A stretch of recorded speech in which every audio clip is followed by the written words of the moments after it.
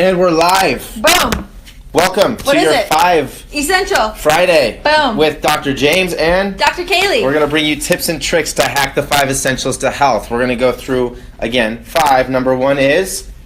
Maximize mind. Number 2 is? Maximize nerve supply. Number 3 is? Maximize nutrients. Number 4? Oxygen and lean Number muscle. 5? Minimize. She got them all. Toxins. Can you get them all? If you put them in order on the comments, we'll give you a prize.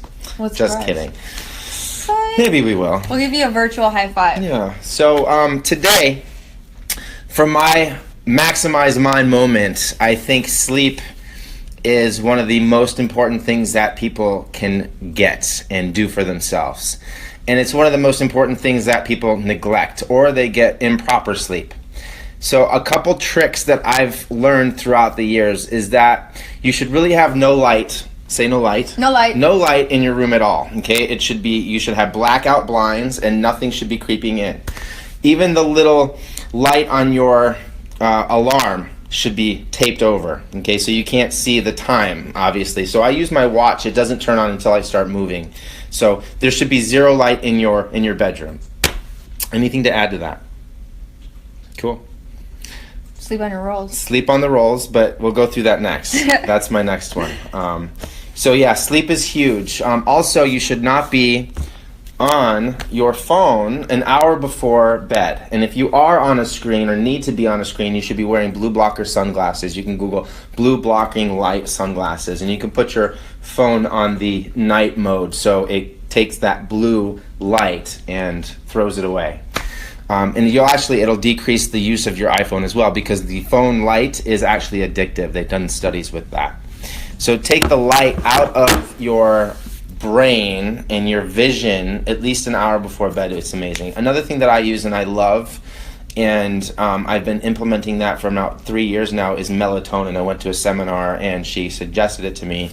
And I take it, and I'm out the entire night. If I don't take it, I wake up, and it's irregular, and I think about things all the time. So, cool. That's my maximize my moment. Sleep, no light, get the screens away, and I love melatonin. Yeah, mine is, this is my favorite, one of my favorite books. I go through this twice a year. I do it in the end of December. To go into the beginning of the year, and then in June or July. It's called Draw the Circle. It's a 40-day prayer challenge, and it's just awesome. It really helps with not just your prayer, but just reconnecting with God and getting back in life. So 40-day prayer journal. It's called Draw the Circle. I highly recommend it and think that everybody should be doing this. So that's mine. Draw the circle. So essential number 2 is? Maximize nerve system. Good. What are you going to do for that? I'm going to talk about backpack safety because we have school starting soon, like next week. And I see kids coming in here and they've got their backpacks on and they're just not, I remember I was thinking back today when I was going through it about how, like, going through chiropractic school, how many books we have. The problem is that we have so many books and we're putting so much stuff in our book bags, and what happens is you naturally end up leaning forward, okay? And then as you're leaning forward, your back is going out, your spine is not where it needs to be. You're getting forward head posture. A lot of times kids want to put their backpacks in their on one shoulder. And what that's doing is it's creating a scoliotic curve to go to one side or the other. And then the shoulder straps sometimes are either too tight or there's no padding there, so there has to be padding. They say that you want to have around 10 to 15% of your body weight in your backpacks. And if you don't, then it's okay. It's still filming us. I know. We're having awesome technical difficulties this week, so bear with us here. We're gonna get you some good information though. So backpacks. So 10 to 15% of your body weight. Make sure if you're packing heavy things that it's closer to your back. When you put your backpack on, that you want to have it on your shoulders. You want to stand up straight. If you start leaning forward, just recorrect yourself to stand up nice and straight, because this is going to end up giving you a bad posture and also hurting your spine. So you go for it. For me, it's stretching. You know, your muscles are attached to your spine, and if they're tight, it's going to pull and take the spine and move them out of alignment. And it's also going to affect your joints as well. So if you have tight legs, that's usually what cause tight muscles in your legs. That's usually what causes issues with your knees. And people say, hey, I've got a bad knee. And I say, well, let's get in there and move the muscle around and get in there and massage that thing around and get the adhesions broken up. And it just lengthens the muscle, so it takes the pressure off the knee. And people are like just amazed after one round of just stretching that and massaging that muscle and getting those adhesions broken up, how much better the knee feels. So usually if there's a joint that's in pain, it's because you've got tight muscles above it. So that's my stretch away. Stretch away. Yeah, you got to make sure that we call it the supple leopard. So the next is maximize quality nutrition. And for me, it's a lot of people complain about how they don't have time to make good food. You know, so for me, a trick, and it's a quick trick, is just use the crock pot. You know, take that thing, dust it off, especially if you get home late at night and you don't have time to cook food. You just cook it all day long. You get home and it's prepared and it's warm and it's ready for you. And you can actually cook very good meals in that thing. So I put a big chicken in there. I cut up some great vegetables. And guess what? I even use the broth, the bone broth that it makes all day long. And I drink that as well. So crock pots are amazing, especially if you want to live the ketogenic lifestyle. It's really easy. That's a great segue. So one thing that I do is, we've been talking about the keto diet a ton lately, and I was having trouble figuring out how much fat I was actually eating, how much carbohydrates it was when I was doing vegetables and things like that.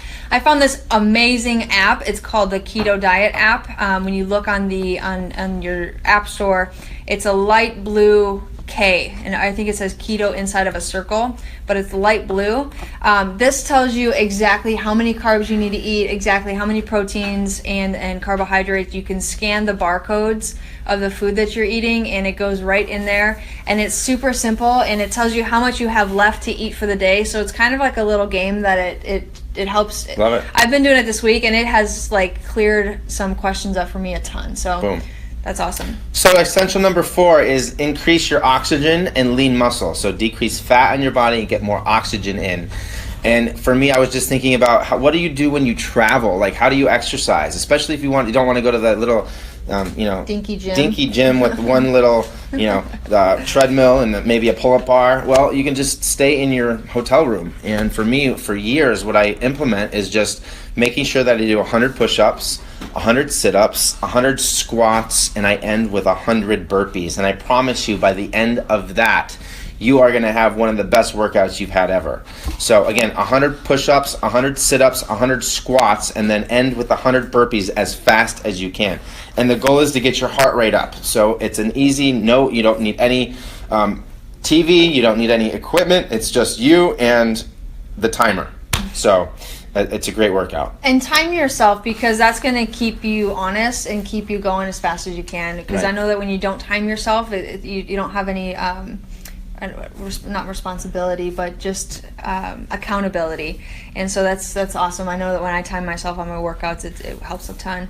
I'm going to talk about the row machine. I love the row machine because I know that once it works every single muscle, actually 84% of the muscles in your body. You get an entire body workout. It's great for your joints. It's great for your posture. It's great for, they say it works every muscle from the tips of your finger to the balls of your feet. So you can get, if you do like a 1,000 to 2,000 meter row every single day, and most gyms have great row machines. If you do that every single time that you go to the gym, you're going to get amazing cardio, and it's also going to just work through your entire body. So I love the row machine. Okay, essential number 5. We're almost done. Essential number 5. I'm going to go first because I got a good one. So I'm going to break the essential oil vault. I've got my peppermint oil today. This is something that we work and use often. I haven't chewed gum in about probably 10 years since we've had that. It smells delightful. One thing I want to just share with you guys about gums, because I was trying to figure out why. You got it? I think so. Trying to figure out why it was so important to not chew gums, because sometimes we just do things and it ends up actually being the healthy reason to do it. But even sugar-free gums, a lot of people say, well, my kid eats the sugar-free gum, so it's not as bad as the gum with sugar in it. Well, the reality is that the sugar-free gum has synthetic sugars in it. One of the big things is aspartame. I used to say aspartame when I first started out. But aspartame is a known carcinogenic and is a neurotoxin. So that means it causes cancer and it attacks your nervous system with toxins.